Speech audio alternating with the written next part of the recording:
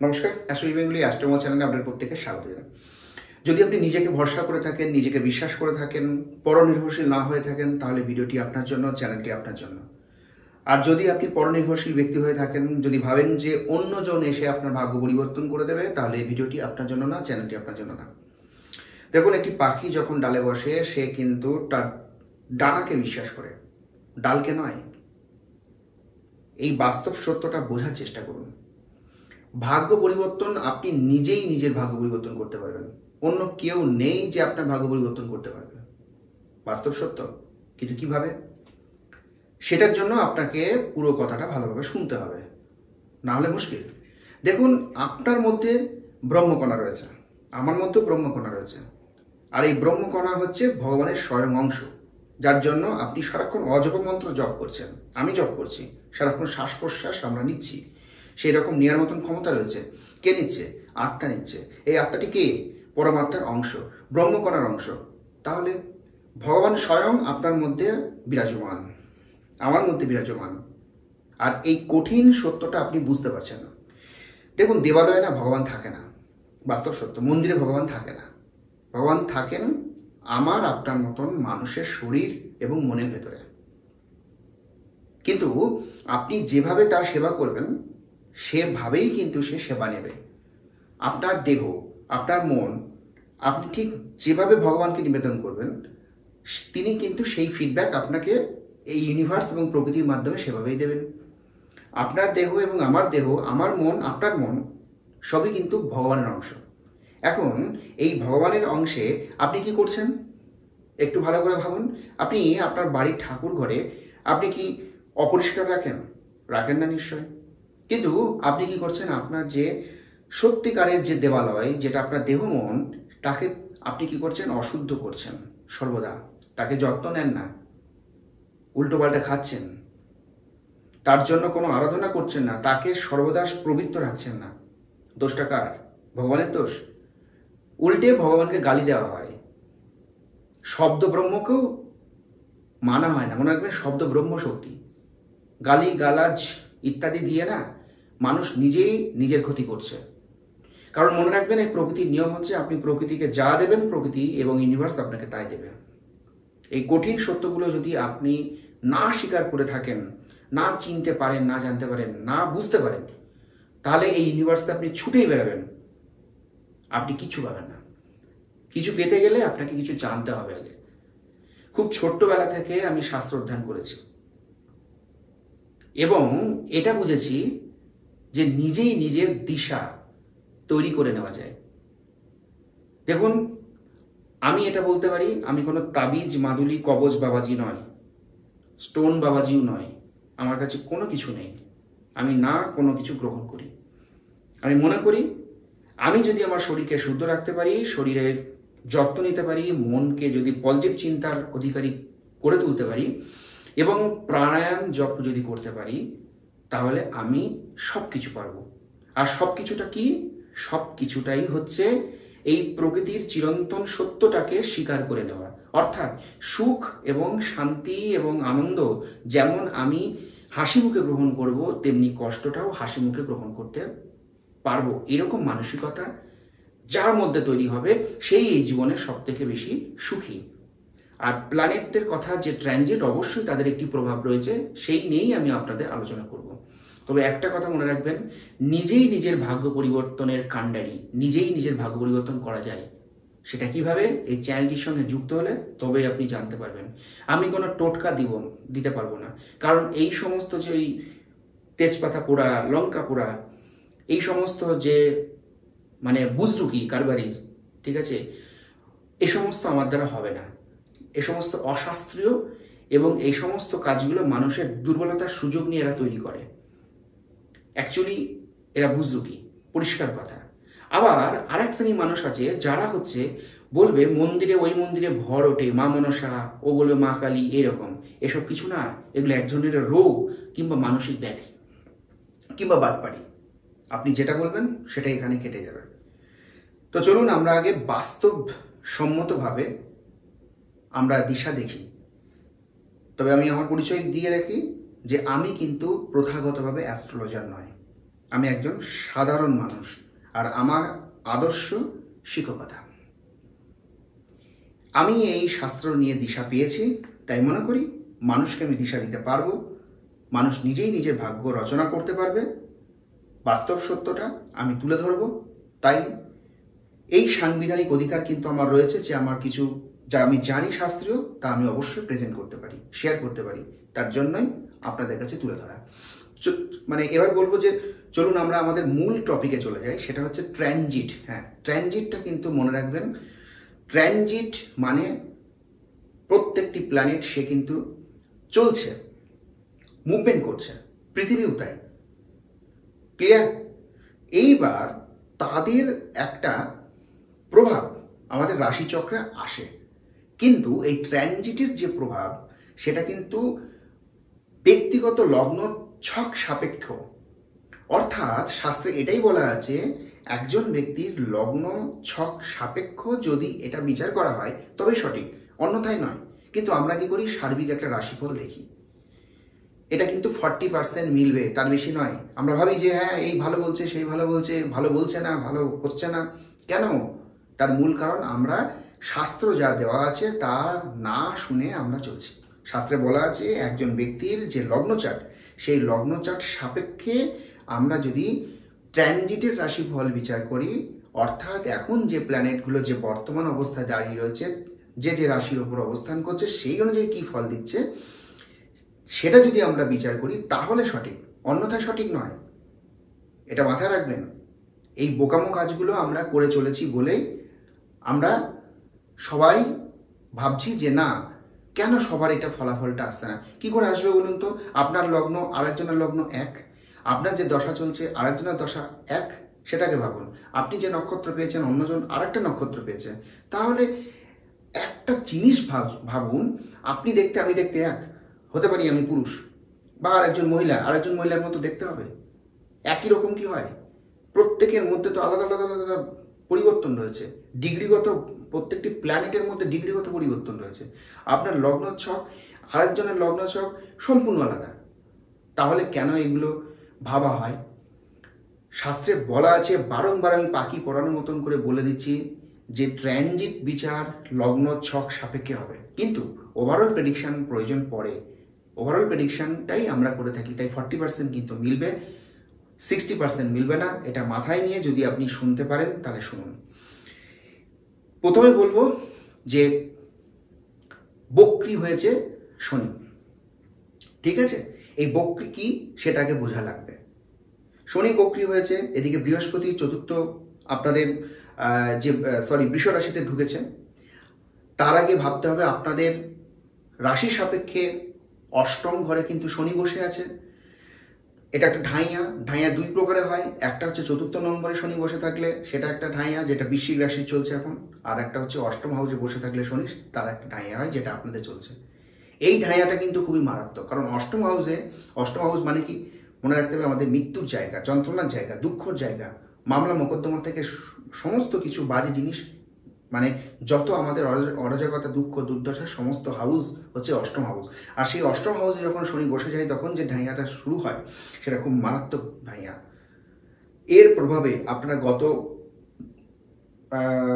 প্রায় 1.5 বছর ধরে ওভারঅল একটা কিন্তু ভুগতে থাকছেন আপনারা, খুব ভালো আপনাদের সময় যাচ্ছে না, কারণ শনি ঢাইয়া। কিন্তু এই ঢাইয়াতেও একটা বিশেষ সময় এসেছে যেখানে আপনাদের আপনাদের রাশি সাপেক্ষে একাদশে বৃহস্পতি এসেছে এবং আপনাদের শনি বক্রি হয়েছে 29শে জুন থেকে। এই বক্রিটা কি আমি সেটা একটা পাওয়ার পয়েন্ট প্রেজেন্টেশনের মাধ্যমে দেখিয়ে দিচ্ছি আপনাদের।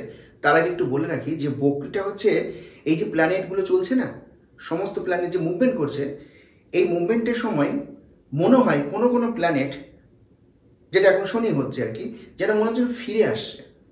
কারণ সূর্যও সে এক জায়গায় স্থির থাকলো, যদিও মিল্কি ওয়েতে ঘুরছে সেটা আলাদা প্রশ্ন, আমি সেই টপিকে যাচ্ছি না। সূর্য যে জায়গায় রয়েছে তাকে কেন্দ্র করে প্ল্যানেটগুলো ঘুরছে, পৃথিবীও ঘুরছে, শনিও ঘুরছে, বুধ, সকলেই ঘুরছে। এবার ঘুরতে ঘুরতে এমন সময় আসে যে সময়গুলো যেন মনে হয় যে পৃথিবী এগিয়ে গেল, শনি পিছিয়ে গেল। এরকমটা মনে হয়। আদৌ কিছু না, সে কিন্তু কিছু হচ্ছে না, সে তার মতো মুভমেন্ট করছে, পৃথিবীও তার মতো মুভমেন্ট করছে। কিন্তু এই মুভমেন্টগুলো হচ্ছে কি, কেউ অনেকটা ডিস্টেন্সে করছে, কেউ শর্ট ডিস্টেন্সে করছে, ঠিক আছে? এর জন্য মনে হয় যে পিছিয়ে যাচ্ছে। এটা আমি একটা বুধের ট্রানজিট, মানে বুধের বকরি নিয়ে আমি আপনাদের একটা পাওয়ার পয়েন্ট প্রেজেন্টেশন দেখাচ্ছি। এই প্রেজেন্টেশনটা দেখার পরই আপনারা বুঝে যাবেন অ্যাকচুয়ালি বকরি বলতে কি। বকরি মানে পিছিয়ে যাওয়া। দেখুন খুব ভালো করে, তারপর আমি ফিরে আসি আপনাদের এই বকরি শনির ফলাফল এবং বৃহস্পতি যে বৃষ রাশিতে একাদশে গিয়েছে তার যে ফলাফল কি হতে পারে তা আমি ব্যাখ্যা বিচার করে দিচ্ছি।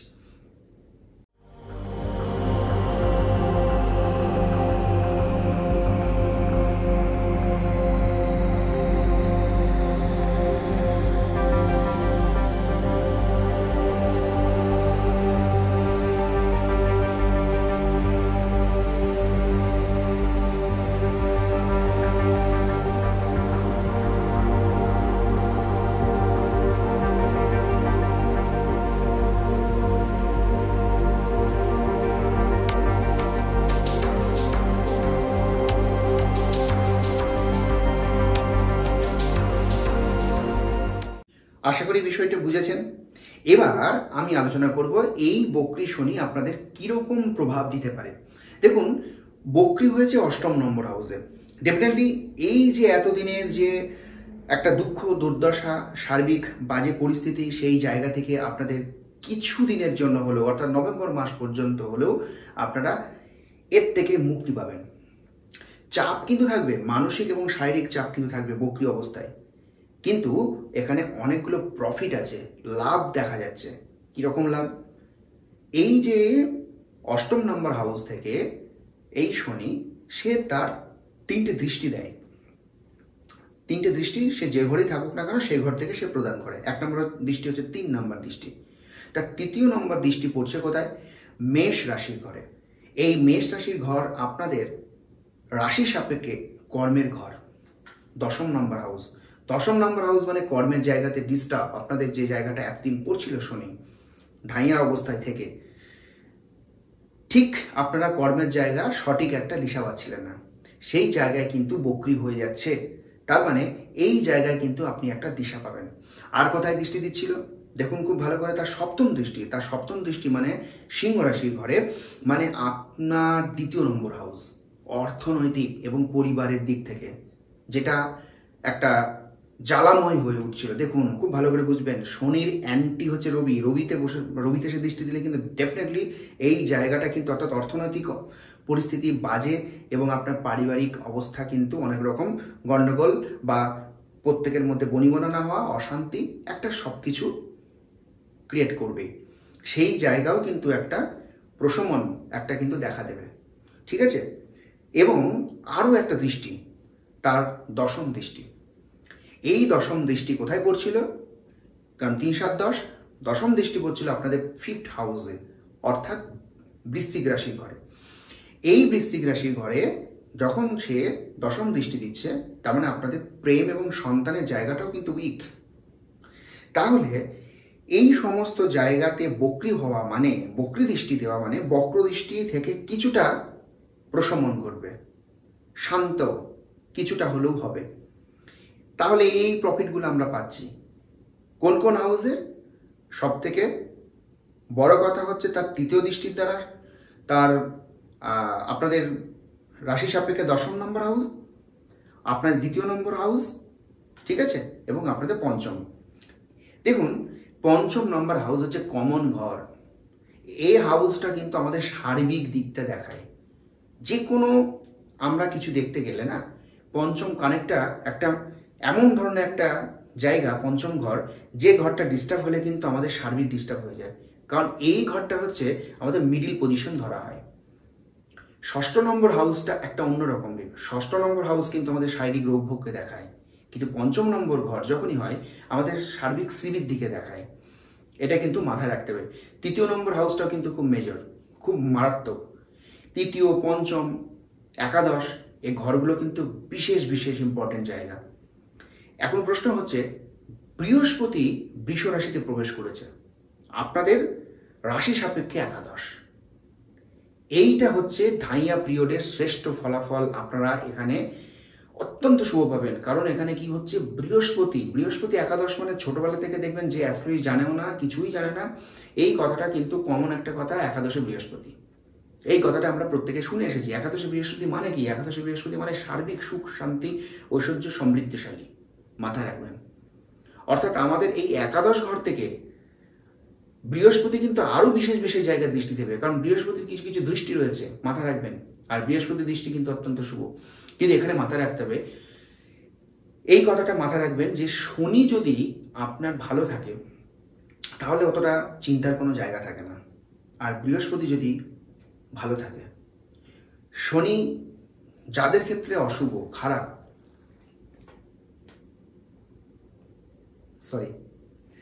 শনি যাদের ক্ষেত্রে অশুভ, খারাপ, তাদের কিন্তু সে বক্র দৃষ্টি দেবে। আবার শনি যাদের ক্ষেত্রে ভালো, অবশ্যই সে কিন্তু শুভ দৃষ্টি দেবে। এখানে কিন্তু মাথায় রাখবেন। কথা প্রসঙ্গে একটু বলে রাখি যে বৃহস্পতি যদি একটা মানে জন্মছকে ভালো থাকে, আর কিছু দেখা লাগে না। আপনার লগ্ন চাটে যদি বৃহস্পতি ভালো থাকে তাহলে ভাববেন আপনার রাজ সুখ শুধু সময়ের অপেক্ষা। কারণ বৃহস্পতি একাদশে এসেছে এই মুহূর্তে। বৃহস্পতি এবং শুক্র, কারণ শুক্রের ঘর থেকে কিন্তু, বৃষরাশির ঘর শুক্রের ঘর, বৃহস্পতি এবং শুক্র যদি আপনার জন্য শুভ হয়ে থাকে, এবং শনি তো এমনি নেগেটিভ প্রভাবটা একটু কম দেবে, তার মানে রাজ্য সুখ। ওই যে বলেছি পৌষ মাস, এই জন্য বলেছি কথাটা, বলে না কারো সর্বনাশ কারো পৌষ মাস। অবশ্যই এই বক্রির ফলে কিছু কিছু রাশির কিন্তু অবশ্যই খারাপ আসবে, কিন্তু আপনাদের জন্য এই বক্রি কিন্তু অত্যন্ত শুভ। এখন কথা প্রসঙ্গে একটু বলে রাখি যে এই যে বৃহস্পতি, সে কোন কোন ঘরে দৃষ্টি দিচ্ছে মাথায় রাখুন। সে আপনাদের একাদশ ঘর থেকে সে কিন্তু অবশ্যই আপনাদের পঞ্চম নম্বর ঘরে দৃষ্টি দিচ্ছে, তার সপ্তম দৃষ্টির দ্বারা। বৃশ্চিক রাশির ঘরে তার সপ্তম দৃষ্টি পড়ছে। তার মানে আপনার পঞ্চম নম্বর বললাম কি, যেটা সার্বিক ভালো। একাদশ তো, একাদশ থেকে তো সে ভালোই দৃষ্টি দেবে। আবার কি করছে দেখুন, সে তার পঞ্চম দৃষ্টি দিচ্ছে। সে তার পঞ্চম দৃষ্টির দ্বারা আপনাদের তৃতীয় নম্বর হাউস, অর্থাৎ কন্যা রাশির ঘর, সেখানে কিন্তু একটা ভালো ফল দিতে শুরু করছে। ক্লিয়ার? আগামী 1 বছর কিন্তু অল্প দিন নয়, বৃহস্পতি এই জায়গাটা কিন্তু অনেক দিন থাকছে। এবং আপনাদের সপ্তম নম্বর হাউস, সেখানেও কিন্তু বৃহস্পতি তার দৃষ্টি দিচ্ছে, নবম দৃষ্টি, অর্থাৎ মকর রাশির ঘর, আপনাদের রাশি সাপেক্ষে সপ্তম নম্বর হাউস, দাম্পত্য জীবন। তাহলে আমরা পরিষ্কার বুঝলাম পারিবারিক সুখ বৃদ্ধি, অর্থাৎ সবার সঙ্গে একটা ভালো একটা সম্পর্ক পারিবারিক দিক দিয়ে। সপ্তম নম্বর দাম্পত্য জীবন এবং বিবাহ। যাদের বিবাহ হয়েছে তো তাদের দাম্পত্য জীবন অত্যন্ত শুভ, আর যাদের বিবাহ হয়নি তাদের অত্যন্ত ভালো যোগ কিন্তু তৈরি হবে। প্রেমের জায়গা যথেষ্ট ভালো, কারণ পঞ্চম নম্বর ঘরে সাক্ষাৎ বৃহস্পতি দৃষ্টি দিচ্ছে, এবং সেখানেও কিন্তু শনি বক্রি, তার মানে তার কুপ্রভাবটা সেখানে কিন্তু সে ফেলবে না আপাতত। তার মানে এটাও একটা ভালো পয়েন্ট। তৃতীয় নম্বর কমিউনিকেশন, ভ্রাতৃত্ববোধ এবং সার্বিক একটা ভালো বেনিফিট আপনার এই বৃহস্পতি এবং শনি বক্রির ফলে। বৃহস্পতি কিন্তু একাদশে এবং শনি বক্রি, এর ফলে এই যে একটা যুগ্ম প্রভাব, এর প্রভাবে আপনাদের সার্বিক শ্রীবৃদ্ধি কিন্তু দেখা যাচ্ছে। তবে লগ্ন চাটে এই শনি, বৃহস্পতি এবং বৃহস্পতি যে ঘরে বসে আছে সেই ঘর, শুক্র, এগুলো কিন্তু ভালো থাকা লাগবে, এটা কিন্তু মাথায় রাখতে হবে। এর জন্য আমি এখানে আরও কিছু ব্যাখ্যা রাখি। শারীরিক এবং মানসিক কিন্তু একটা জটলা তৈরি হতে পারে, একটা চাপ, প্রেশার ক্রিয়েট হতে পারে, ঘুম কম হওয়া, এইসব জিনিসগুলো দেখা দিতে পারে। কিন্তু অনেক অনেক বিষয় দিকগুলো কিন্তু বেটার। বিদেশ যাত্রা বা বিদেশ থেকে যাদের অর্থ, সেই জায়গাটা ভালো। যারা সোশ্যাল মিডিয়া কাজ করেন তাদের জন্য অত্যন্ত ভালো, এবং যাদের কর্মের জায়গা ডিস্টার্ব ছিল সেই জায়গাটা থেকে আপনি বেনিফিট পাবেন, ভালো একটা পজিশন পাবেন। এবং বয়স্ক যারা ব্যক্তি, তারাও কিন্তু শারীরিক দিক দিয়ে যতটা ভুগছিলেন সেই জায়গায় কিন্তু কিছুটা শুভ ফল অবশ্যই দেখা যাচ্ছে। কারণ এই জায়গায় শারীরিক মানসিক প্রেশার দিতে পারে, কিন্তু বয়স্ক মানুষ তিনি তো আর অর্থনৈতিক প্রেশারে থাকেন না, তিনি তো আর কর্মের জায়গায় যাচ্ছেন না। কারণ তারা তো এমনটা নয় যে, বেশিরভাগ বয়স্ক মানুষের ক্ষেত্রে কি হয় যে আমরা জানি তারা বাড়িতেই থাকে কম বেশি, ঠিক আছে। এবার যাদের কিছু কিছু ব্যক্তির অর্থনৈতিক জায়গায় যেতেই হয় কার্য কারণে, সেটা আলাদা, কিন্তু কাজের চাপ তো বয়স্ক মানুষের থাকে না। বয়স্ক মানুষের ভালো থাকার সব থেকে বড় জিনিস হচ্ছে তার শরীর এবং মন ঠিক থাকলে তিনি ভালো থাকবেন। তো সেই জায়গাটা কিন্তু ভালো, কিন্তু যারা কাজ করবেন কর্মের জায়গায় কিন্তু প্রেশার থাকবে, যার জন্য তার শরীর এবং মনের উপর চাপ সৃষ্টি হবে। ক্লিয়ার? এবং সার্বিকভাবে ব্যবসা, দেখুন 7ম নম্বর হাউসের দৃষ্টিমানও কিন্তু সেখানে কি ব্যবসাকে দেখাচ্ছে। এবং তার মানে কি কর্ম, ব্যবসা, চাকরি যাই বলুন না কেন, এই একাদশে বৃহস্পতি আর এই শনি বক্রি হওয়াতে আপনাদের জন্য সার্বিক শ্রীবৃদ্ধি 100% শুধু আপনাদের লগ্ন চার্ট সাপেক্ষে এই প্ল্যানেটগুলোকে শুভ থাকতে হবে। এর জন্য আমি বলবো অবশ্যই প্রেডিকশান অত্যন্ত প্রয়োজন। প্রেডিকশান করে সঠিক গাইড মেনে চলা অত্যন্ত শুভ। গাইড মানে এই নয় যে তাবিজ মাদুলি কবচ, এগুলো কিন্তু গাইড নয়। কিছু মন্ত্র চান্টিং আপনার লগ্ন চার্ট সাপেক্ষেও কিন্তু শুভ।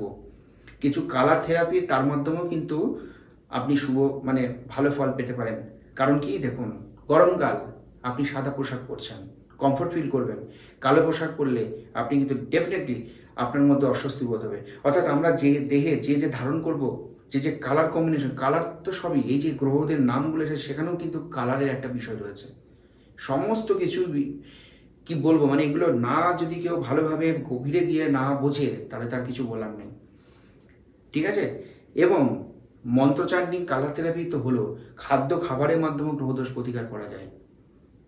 ধরুন আপনার শুক্রের বেটার ফল কিছু আপনি চাইছেন, কৃষ্ণ মন্দিরে আপনি কিছু দান করে আসুন, সাদা দ্রব্য দান করে আসুন। ঠিক আছে? আপনার শুক্রের ভালো একটা রেমেডি হয়ে যাবে।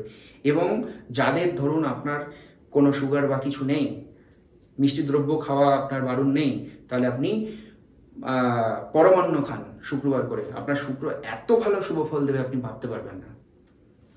ধরুন আপনার কেতু খারাপ আছে, ঠিক আছে, কেতুর খারাপ একটা কুপ্রভাব রয়েছে, তাহলে সেই জায়গা থেকে আপনি যদি কুকুরকে খাওয়াতে পারেন রুটি বা অন্য কিছু, তার যেন শারীরিক মানে খাবারটা লাগে বা তার জন্য ভালো লাগে এবং সে যেন খেয়ে তৃপ্তি পায়, এমন কোনো খাবার যদি আপনি তাকে খাইয়ে খুশি করতে পারেন, সেখানে কেতুর রেমেডি হয়ে গেল। শনি এবং মঙ্গলের জন্য আপনার সব থেকে বেস্ট রেমেডি, মনে রাখুন, বজরংবলীর উপাসনা করা। যদি আপনি বজরংবলীর পুজো দিতে পারেন মঙ্গলবার করে, আপনার কিন্তু শনি মঙ্গলের প্রতিকার হয়ে যাচ্ছে। এবং শনির ক্ষেত্রে, শনির সাড়ে বা ধাইয়া প্রিয়দের সব থেকে বড় রেমেডি হচ্ছে একাদশী ব্রত পালন। তো এই সমস্ত বিষয়গুলো দেখতে হবে। কিন্তু একজন ব্যক্তির তো সব কিছু খারাপ থাকতে পারে না, তাই জন্য তো তাকে সব কিছুই পালন করতে পারে তো মানে নেই। কারণ একটা মানুষ তো সব কিছু এত পালন করতে পারবে না, তাহলে পাগল হয়ে যাবে, সে তো কাজ করতে পারবে না। তাই সঠিক প্রেডিকশন করে সঠিক গাইড মেনে চললে অবশ্যই ভালো থাকা যায়। আর কি করা যেতে পারে? যদি আপনি মনে করেন যে আমি কিছু করব না, আমি প্রেডিকশন করব না, তাহলে আপনাকে একাদশী ব্রত পালন করুন। আমি বলছি একাদশী ব্রত পালন করুন, প্রাণায়াম করুন নিত্য, কপালভাতি, অনুলোম বিলোম প্রাণায়াম। শরীর শুদ্ধ হবে, মন শুদ্ধ হবে, আপনার ব্রহ্ম শক্তিটা জাগবে। আর কি, আর একটি মন্ত্র চান্টিং করুন। যদি আপনি আপনার প্রেডিকশন না করতে পারেন তাহলে মহামন্ত্র জপ করুন। তারপরে দেখুন তো কোন প্ল্যানেট কোন কুপ্রভাব দেয়, কেউ দেবে না। আপনি 100% একটা সময়ের পর, হ্যাঁ এই নয় যে আজকে কালকে করছি, পরশু করছি, তারপরে ব্রেক হবে না, কন্টিনিউ করতে থাকুন। দেখবেন আপনার মধ্যে না যে ব্রহ্মকণাটা রয়েছে সে আস্তে আস্তে আস্তে জাগরিত হবে, আপনার চক্রগুলো জাগরিত হবে, তখন আপনি নিজেই নিজের দিশা পাবেন, বরং আপনি অন্যকে তখন দিশা দেখাবেন।